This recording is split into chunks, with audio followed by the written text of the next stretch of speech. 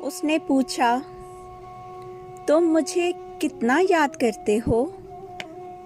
उसने एक बार मुझसे पूछा कि बताओ, मुझे कितना याद करते हो?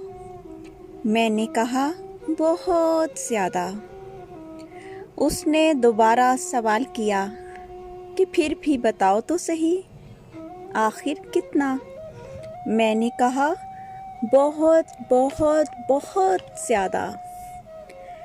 मेरा जवाब सुनकर वो ज़ेरे लब धीरे से मुस्कुराई और कहा, अब मुझसे भी तो पूछो।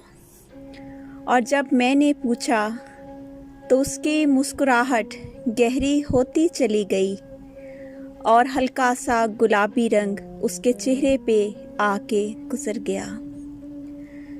उसने मुझे डूबती हुई नज़रों से देखा और फिर पलकें झुका के बोली, पागल, याद तो उन्हें किया जाता है जिन्हें आदमी भूल जाए।